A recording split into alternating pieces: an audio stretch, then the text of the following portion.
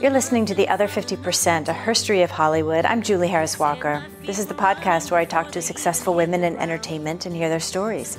For this episode, I got to meet Kelli Miller. Kelli is the co-founder of creative studio and has worked in motion design and branding for 15 years with brands like MTV, Netflix, and Amazon. She's a graduate of Cranbrook Academy of Art and has taught and lectured at the College for Creative Studies, Pratt, NYU, SVA, Yale, and RISD. Kelli has directed show titles for FX, HBO, and Paramount's Lip Sync Battle, as well as designing title sequences for a number of films and documentaries, including The Assistant, Certain Women, and critically acclaimed drama Never, Rarely, Sometimes, Always. You can find us at theother50%.com for added features, photos, show notes, and the merchandise. You can also listen on Apple Podcasts and all the podcast places. Okay, here's my conversation with Kelli Miller. Have a listen. What do you do? I am a partner and creative director at Andor Studio. That sort of means that I'm doing a lot of design direction, animation direction, and live action direction for entertainment clients, mostly. Now, can you explain which piece of the big puzzle that you guys do? Yes, we primarily do the graphics part of the puzzle. So, if you're watching any sort of content, we would design and animate kind of like the show title, film titles, in episode kind of animated content. And then, on the marketing side, we do a lot of like promotional stuff. So we'll do promos. Really, it's anything that sort of like moves around on screen. We do that. So the last couple of years, have you been doing a lot of text messages on the screen? That kind of thing? I think even more than text messages, we do a lot of social media. Like every show package these days needs like, okay, well, how are we going to treat tweets? How are we going to treat Instagram posts? So that's like a new normal, to use an overused term. That right. Every day we're figuring out the new normal. Yeah. That's interesting. Now, when you're doing, I think we're just going to jump all over with this thing. So when you're doing the social media parts, Are you figuring that out when they're done, or are you in on it kind of during production and creating those assets? During production, yeah. We usually come in the post-production phase, kind of like later, like usually when films have been, are in like fine-ish edit, like rough cut, fine cut area of the process, and then we kind of pick it up from there and start working pretty directly with the editing team and post-production team to kind of bring it home. With TV shows, it sort of depends. Sometimes we're brought in like really early, like in the pilot phase, like they haven't shot anything yet, they don't even know what they know what it is, like they have a pitch deck and treatment and everything, and they're like ready to go shoot something. But yeah, usually in TV, we come in earlier to do sort of graphics packages and logos and branding and stuff like that. And that stuff kind of like gets developed in sort of unison with the live action portion of it generally. One of the other things you do is title sequences. Yeah. Can you kind of talk us through kind of how you do that? Because when you see a title sequence, it's like, holy crap, look at that title sequence. And sometimes it's just, the logo pops on over the thing. What what is that process, and how is that determined? And yeah, I mean, the title sequences that I've done personally, and even as a studio, we've done a couple film titles. We usually work with like very small budget independent filmmakers. So we're not doing like Marvel. So they don't have $1 million for their title sequence. Like you're not doing the big ones where they're floating through space. Right. Yeah. We're not there yet. But yeah, I definitely like we could do that should someone need it. We're very well versed in the process, but for the indie films, and I'm sure this definitely translates over to the larger budget stuff too. We just sort of like I'll screen the film, whatever cut they're at, and chat with the director, producer, and sort of get a handle on what the major overarching themes are of the film, kind of what the director, if they have a vision for the title, sometimes they do and sometimes they don't, and just kind of get a little bit in their head about where they're going with it. And then I'll kind of, go into my little hole and figure out some approaches for that. Usually it can be like pretty abstract, I would say, because a lot of the times it's, they don't need something that's like super narrative. Like they kind of want something that's more in support of whatever we're seeing in the film. A lot of times the type is just sort of living on top of like footage that has already been shot. So it's really about trying to find these very nuanced connections between the themes of the film, typefaces, and how that type is being treated, laid out, scaled, so on and so forth. So it's like it seems very simple and like, oh, you just like picked a font and put it on there, cool. But like there's a lot of thinking that goes into it, and like the subtlety of some of those decisions becomes like super important because it is so simple. So that's sort of a lot of the times how those film title projects go. Same thing sort of happens when we're working on TV titles. Usually those have like a little bit more time, and we're coming in a little bit earlier, so we have a little bit more freedom almost with design ideas, and we can get a little bit more conceptual and pitch kind of like bigger concepts. It's not quite as detail oriented. I mean, there still is that aspect to it, but it's just like a little bit of a bigger picture, because we're kind of creating that footage almost for that space in the show. If that makes sense. I mean, it seems like such a complex and nuanced, specific art that you know it when you see it, right?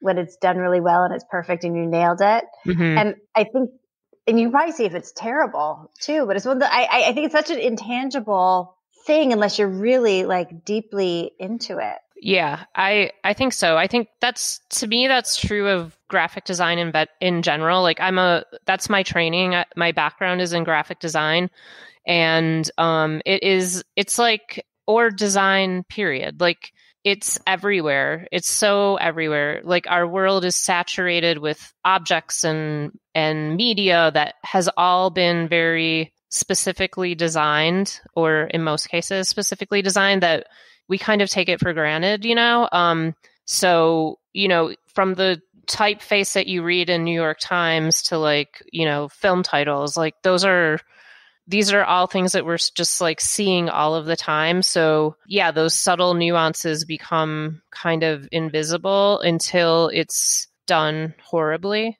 And like, you're like, wait, I can't read this. It's impossible to read. Or yeah, like this, why would they do this for the title sequence? It looks terrible. Or it just I'm enraged and I don't know why. Yeah, like it takes you out of it. Like, I don't know if you remember, SNL did a skit years ago about Papyrus, the typeface. And it's like a typeface that's used, it's a horrible typeface. It's used like, it's just like it's a font that like is automatically installed in your computer pretty much. It's a system font, and it is the title of Avatar. And like the whole like narrative of that skit was basically that, I think it was, I forget who the celebrity was. Anyways, one of the many celebrities was like having it's sort of like shot like a horror movie. And he has kind of like an emotional breakdown because they use Papyrus as the typeface for Avatar after how many millions and billions of dollars were spent on making that film. And like, this is what you did. Like it. So I think that's, obviously all of us design nerds are like just dying laughing over that skit. And like, it comes up a lot because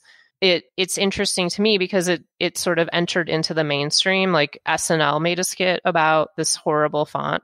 Like, so you do notice it when it's really bad. But Well, maybe and one. now everyone is looking up papyrus in Word to see what it is. Yeah, good. Yeah, throw it out. Don't use it. All right, let's talk about your background. How did you get into this? Like, let's start at the beginning. Did you go to school for design? Yes, I did. So I went to undergrad at the College for Creative Studies, which is in Detroit. And I studied graphic design and interactive design there. And in my interactive design classes, it was like kind of, right in the early 2000s when websites were like, that's the thing. So yeah, it still felt like super new and like very cool and cutting edge. But within that world, we did some motion stuff. Like that was part of the curriculum, and they called it time-based media. And I really loved it. It was like super fun.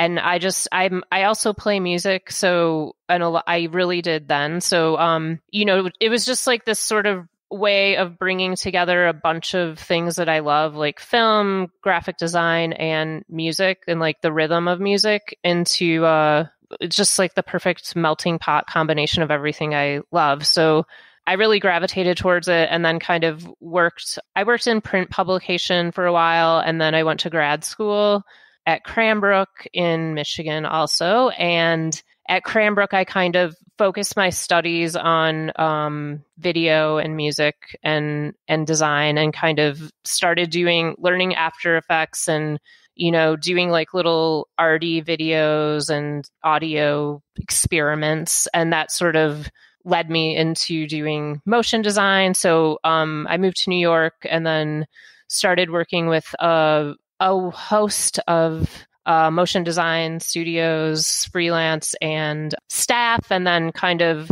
ultimately ended up at Trollback and Company, which is where I designed and directed the show Open for Last Week Tonight with John Oliver. And that sort of gave me the idea that I should start my own studio. And that's sort of where I am now. So yeah.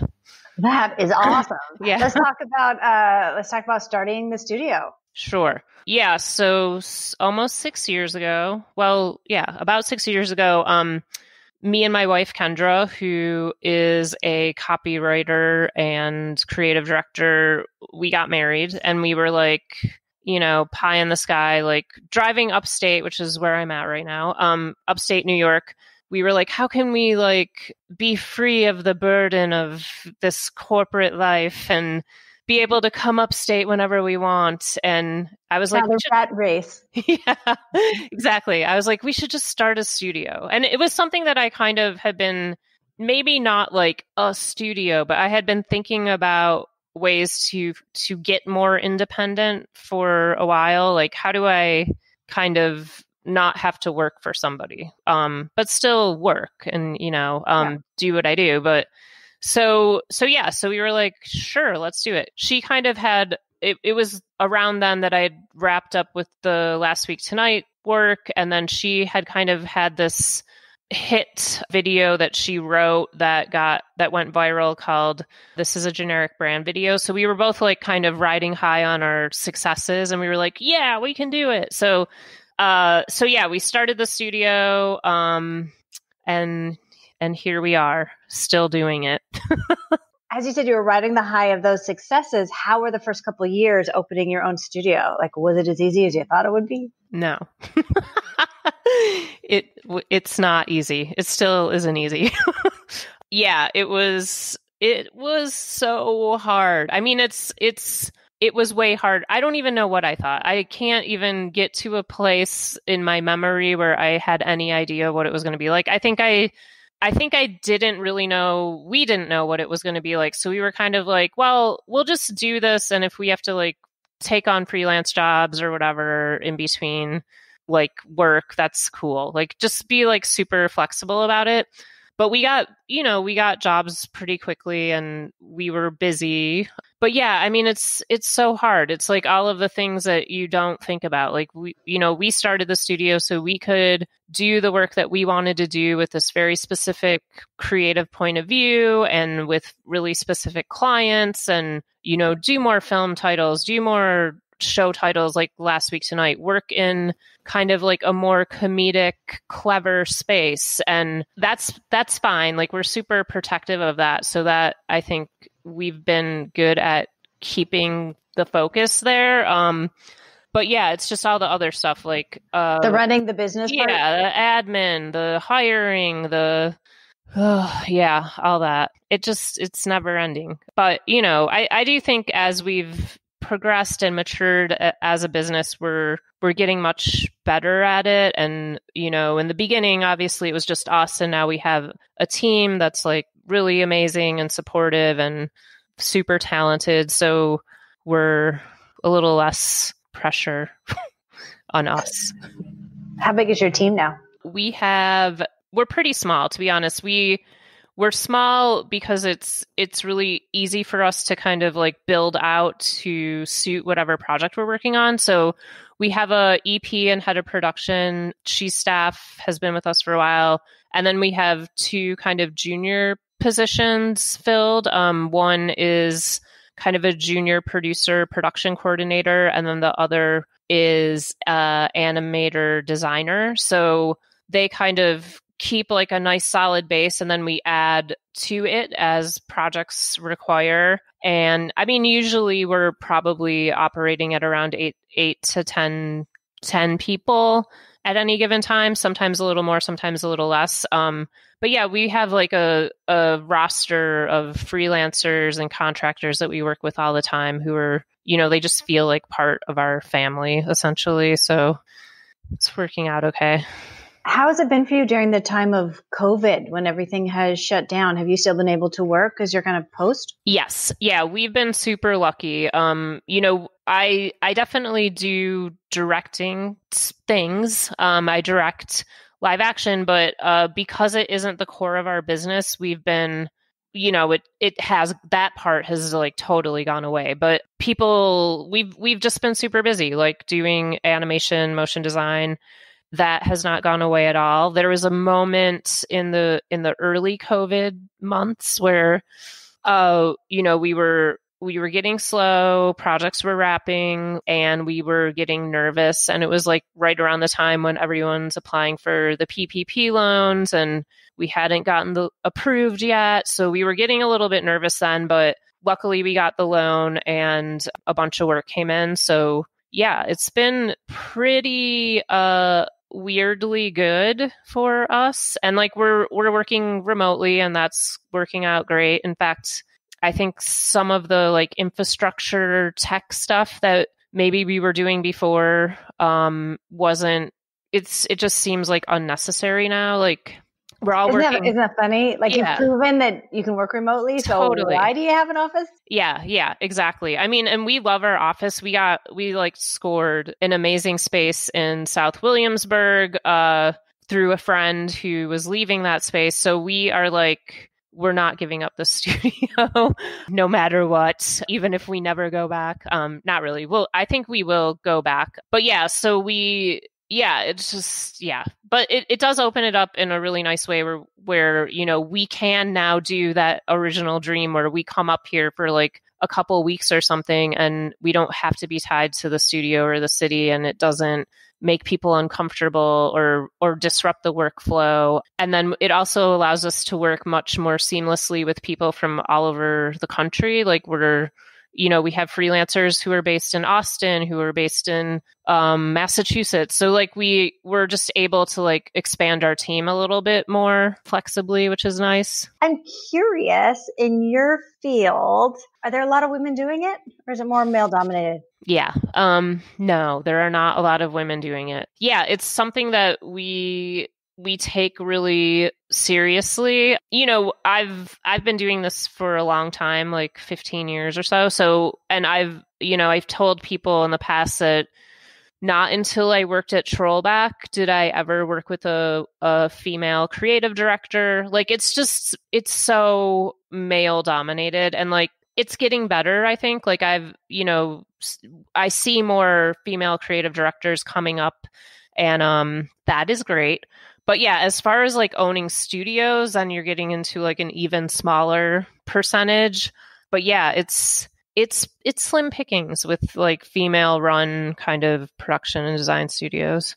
Like, I wonder why that is. Like, I know that often happens around like computer stuff, that kind of grew up as being a boys thing. I mean, I know I'm talking nonsense and it's so ridiculous, but that was kind of the impression 20 years ago. Is there any particular reason, other than patriarchy and misogyny? Right. Other than just institutional patriarchy. No, I do actually think you're right about that. I think there is a very technical side to this work, especially if you're like getting into animation and editing and 3D. Like there's a lot of like software and programming, and it does sort of tap into like a more analytical side of the brain, I think, if that is what your role is in the project. So I do think it can be a little, I don't know, it falls into that like world of like not encouraging women and girls to learn technology, which is ridiculous. But yeah, so I think that's part of it. I also think, like anything, I just think it's a system in which people feel comfortable seeing themselves sit across from them. So, putting a woman in a creative director, art director role historically maybe was like uncomfortable because your client isn't a female, and like maybe that is awkward or weird, or maybe you aren't. So yeah, I just think it's all of that stuff. And luckily I do see it evolving and changing, and there's a lot of amazing creative directors that are working in this arena now that are women. But yeah, it's weird. I don't know. I mean, also I'll just say, like, on the business side, I think I really think that is an idea of like risk taking, like, and entitlement a little bit. Like I just don't think that women are conditioned to feel like you can do that. Like you can go start your own company. Why not? It's such a huge risk. And I think, I don't know where my naivete and confidence came in, but it's somewhere. I don't know. I invented it for myself, but like nobody was telling me to do this. So, but yeah, I think that men maybe just have like a little bit more of that conditioning, like you can kind of do whatever you want, so just go do it. Whereas women are a little bit more like, I will do the thing that I've been told I can do, which is get a job, and then hopefully until I have permission to do otherwise. Exactly. Yeah. We got to knock all that off. Yeah, honestly, sick of that. It's so 2 years ago. I know. Do you spend much time like mentoring or thinking about your pipeline, or the people coming up after you? Yeah, I mean, probably not as much as I wish I did. I mean, I used to teach a lot before the studio, so that was a really nice way to create that, to kind of give back to the youth of the world. And we do, like, I still will speak to students, and students will come to the studio and sort of like see what's up, and Kendra and I will give lectures. So yeah, thinking about the pipeline a lot more lately, especially with all of the sort of conversation about, diversity in the workplace, and making sure that people of color are getting the opportunities that they deserve. So that being said, we have had interns, and our junior staff are both products of interning. So usually in the past, if we have an intern come on, the intention is to hire them, but I think we're kind of opening that up a little bit to be more flexible, where maybe we don't have to hire them, but like we can still give people opportunities to come in and learn. So yeah, it's sort of like something that we're working out just staffing wise right now, like bringing in interns and giving people opportunities to see what's up at the studio. What do you make of what has happened the last few years? And I'm thinking about, 2016 Me Too, or 2017, whenever that happened, and Black Lives Matter, and all the things that are happening right now for all kinds of people. That's a big question. Yeah. Well, obviously, both of those movements are like a long time coming, and absolutely 100% behind both of them, and think they're amazing and very brave on both sides to be standing up to all of these horrible systems of oppression. So yeah, I mean, all of the people that work at our studio on staff are women, and that's not intentional. It just sort of happens that way. And I think, as women studio owners, not that we're like trying to do anything intentionally. It just is who we are. But I think our studio has a different feeling. It's very open, inclusive. Like we listen, I just think it's a different vibe. And I think people who freelance with us and work with us notice that. So of course we work with men and like these men who are wonderful men, they feel that they're like, this is just like such a nicer, different environment than what I'm used to working in. So yeah, I mean, I think just putting people who have typically been oppressed or held back into positions of leadership and power is so important, because I think you get a different vibe and you get a environment that is more understanding, more empathetic, and more collaborative, because we've had to be that way. Like you can't be an insistent, entitled, raging asshole if like you are not ever in a position of power. So it's just, it just inherently makes for a nicer work environment, I think. You listed some policies on your website. Mm-hmm. Now I don't have it in front of me, but it was "don't be a jerk" was one of them. Yeah. Can you say what those are? Yes. Actually, let me pull it up. I should have them memorized, you would think, right? I was thinking I wanted to ask about how conscious you were about creating your culture. And then I realized you had that on your website. And I think you were probably pretty deliberate about creating your culture, but I'd love to hear how you thought about that. Oh, yeah. I mean, our culture is one of the most important things to us for sure. But yeah, so we have these house rules on our website. The first one is work hard. Kendra and I are both from the Midwest. So, it's just, that's how you are. Like if you're from the Midwest, you're a hard worker. That work ethic. Yeah. Yeah. You got it in your bones. And then of course you can't survive in New York if you're not working your ass off. So that's just one of the many things. And then the second house rule is be nice to people. I mean, yeah, duh, but like we really believe that. Like we're super compassionate, we're nice to our employees, we're nice to our clients, we care about them as human beings. It's not just a paycheck, and like our employees are not just resources, or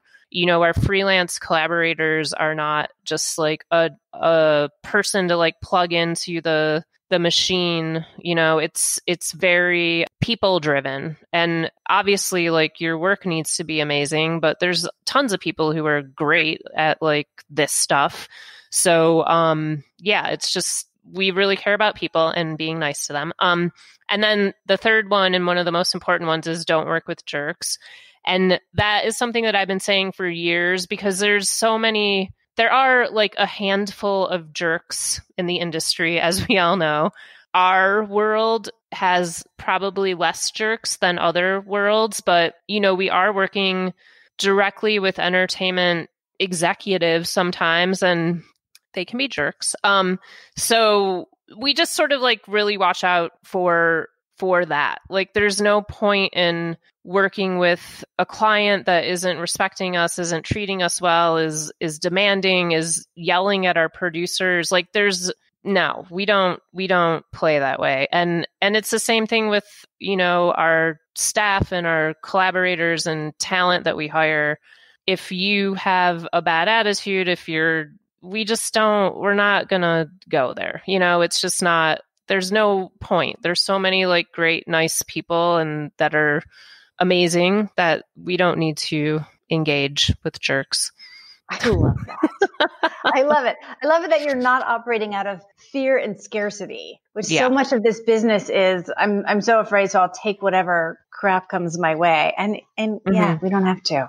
Yeah, totally. Yeah, that's liberating. I mean, totally. And I that was like that's a thing that I tell to students when I'm giving talks, because I feel like young people especially really feel like, well, like they feel like they deserve it or something. I don't know. It's like, you don't have to. There are other creative directors. There's other studios. Maybe that studio is like the coolest studio, but if it's run by a bunch of assholes, like, don't work there. Like, there's other places. There's other things to do. There's something about paying your dues. And also, if you're, I think, a young person and your first boss is a jerk, you just think, oh, that's what work is. Yeah. Gross. Totally. Yeah. Good. Totally. What are some of the favorite things you've worked on? What are some of the work you're really proud of? Right. Well, I am still really proud of the work that I did at Trollback for Last Week Tonight with John Oliver. It was a really fun project. It's super cool because we pitched an idea, and when you look at what was pitched versus what the output was, it's not that different, which is pretty rare. Like, usually they're like, we love this, but can we just make it different? So that's like, that to me just shows that like the idea was like really strong. So I'm very proud of that. Did you do the opening that's still on it? Yes, but they have updated it recently. So it's the same sort of like structure and underpinning, but I think that they updated it, which was intentional. Like, we designed it so that, you know, there's all these little kind of like icon-y images and such, that the point was you can update it, because some of those, you know, topics aren't going to be relevant in like 3 years, or maybe there's something that's like super hot right now and super topical that you want to put in there, that's like kind of the way it was designed. So it is modular. So I think that they recently did kind of like an update to what was in all of the boxes. But yeah, so they're still using it. It's very cool. Yeah, it's awesome. But as far as Andor goes, we're very proud of the series that we made for MTV. So MTV's pro-social team Look Different, they came to us to pitch a bunch of ideas around gender norms. And it was sort of like a dream brief where, I mean, it's really funny because I told Kendra, like, we were brainstorming one day, like, what kinds of things would we want to work on? And I was like, feminism. And then we were like, no one comes to you to, like, there is no brief that is, please help with feminism until this one. So literally like a month later, we get this brief, and I was like, well, I never say never. Like, one of the topics that they wanted to talk about was feminism. It was like all of these amazing topics, like, you know, toxic masculinity, feminism, slut shaming, like rape culture, like all of this like really cool, important stuff. So basically we went to them with a bunch of ideas, and they sort of chose this animated series that we pitched called Gender Bent, which was, we basically took ideas that are sort of taken for granted as gender norms and turned them on their head and like question them, and like, where do these ideas even come from? Like, pink is for girls, blue is for boys. Like, where does that come from? Like, it's nonsense. So we kind of like dive into the history about that, and then prove that it's complete nonsense. And then we also did one, Boys Don't Cry. And then we also did Boys Are Better at Math and Science. So just kind of took these like, you know, stereotypical ideas and like debunked them with fact. So that, and the project is really fun and like came out great. So I love that one. What else do I love? We also recently did some show packaging for the FXX show Cake. And that was amazing. So basically Cake is like it's kind of like a showcase of different experimental live action and animated content from like up and coming creators. So it's like very weird and like out there and arty and just like very cool content. So the way they wanted to approach the show packaging was they wanted to go to a bunch of different studios, artists, whatever, to make like kind of bespoke packaging for each episode.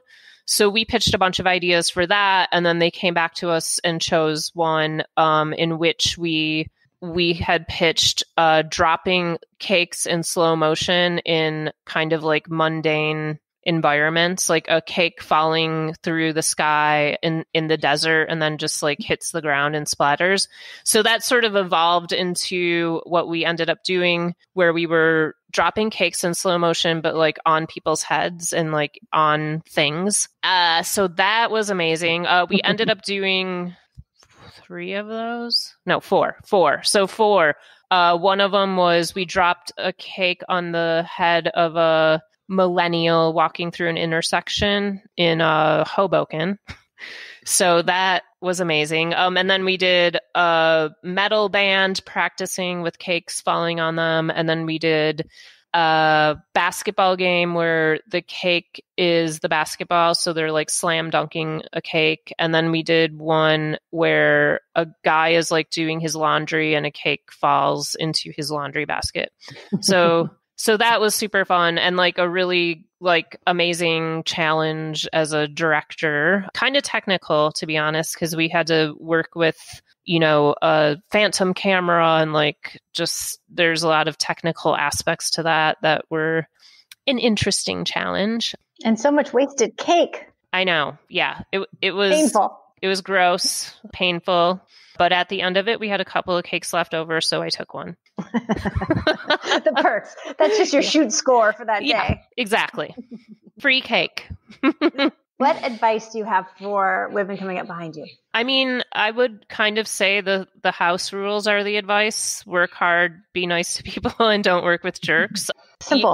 You can't get much more simple than that. I think, really being respectful towards everybody that you're working with is super important. It sounds like a no-brainer, but I think sometimes, young people get arrogant or, kind of forget that like, oh, producers are super important. And like, they are actually the ones who are going to give you jobs and spread your name around if you're a freelancer. And if you do a great job and a producer likes you, like you will never be out of work. I firmly believe that. Same with your creative directors. And then, you just never know where people are going to end up. I mean, that's just something that I've always been super aware of. Not that I would ever intentionally be disrespectful or mean to someone because I thought, you're not going anywhere. But oh, those people do. Yeah, some people do. And it's just like, why would you do that? Like, you have no idea. The person who's like sitting at the front desk could end up being who knows what. Everybody has ambition. Everybody has things that they want to do and places they want to go. And like, if you can maintain good relationships with people around you, like they might want to take you with them, like, or you might find a way to work together in the future that's different than the way you are now. So yeah. And as far as like being a woman, just like, don't fucking let it matter. Like, that's basically the way that I feel about it. Like, it doesn't matter. It's just act the way you act, be true to yourself, and do not let anybody tell you that you're any less valuable than anyone else or anything like that. I think that's the part I want to tweet right now. I'm being a woman. Don't let it fucking matter. Yeah. I mean, yeah, I sort of like came up in this DIY punk music world where that was kind of the motto, I would say. And honestly, I do think that's where my kind of like gusto comes from, like the ability to not ask permission and just like do things. It's like, who cares? Just do it, like nobody will give you permission. So you might as well just do it. Yeah, it's funny because a lot of the people who are ahead of you are not sitting around like, I'm going to give her permission to advance ahead. Like, there's no one doing that. No one's handing it out. Let me look at the candidates here. Bestow my permission. Exactly. What did I not ask you about that I should have asked you about? I mean, I don't know. Some people will ask about like being queer. And I mean, if you want to keep dividing the pie, like, okay, women creative directors, whoop, it's a small slice. women, like creative studio owners, smaller slice, and then like, okay, queer women, studio owners.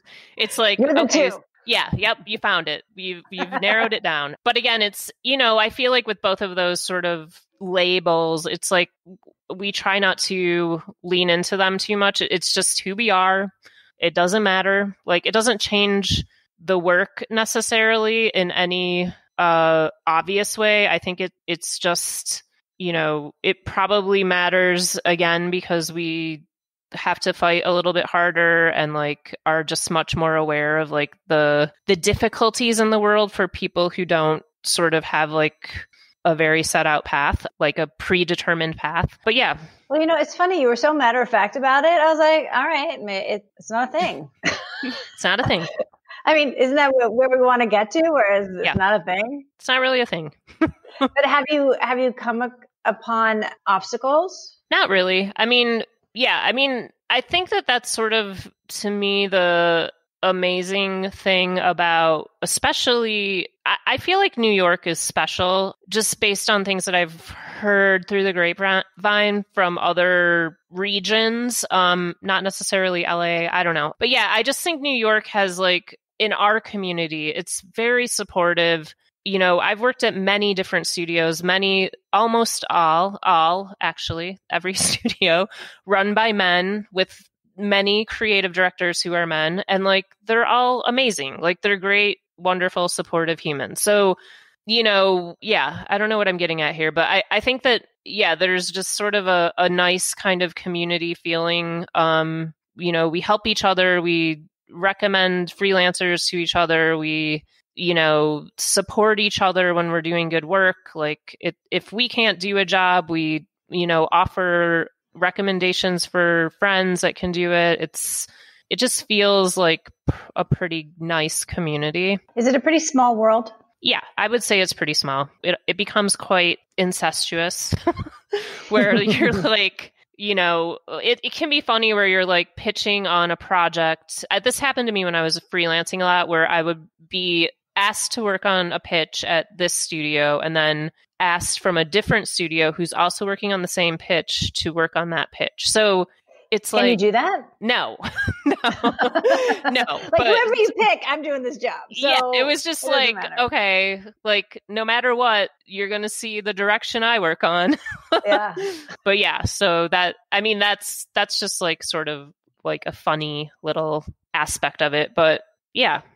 I mean, it is funny, like, because entertainment is so much that way, no matter where you are. And then when you get in the smaller and smaller niches of it, and everybody knows each other, and it just is what it is. Totally. Yeah. And I think, you kind of find your people who you keep working with, and it grows a little or shrinks a little. But like, we definitely have a crew that we're always kind of working with, even sort of on the client side too. Like, people get new jobs, they recommend you there, and I don't know. Yeah, so don't burn any bridges.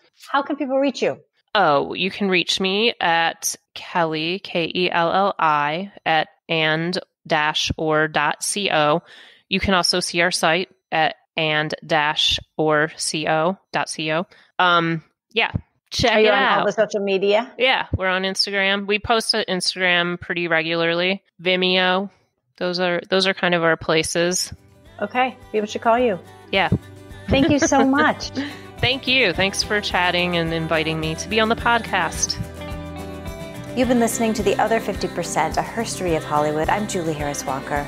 I'd like to thank Kelli Miller for sharing her story. And special thanks to Jay Rowe, Danny Rosner, and Allison McQuaid for the music. Please find us on your favorite podcast provider and leave a review. And of course, on our website, theother50%.com, all spelled out in letters for added features, bios of our guests, and get yourself a coffee tumbler for Christmas. You can also follow us on all the social media platforms. Thanks for listening. See you next time.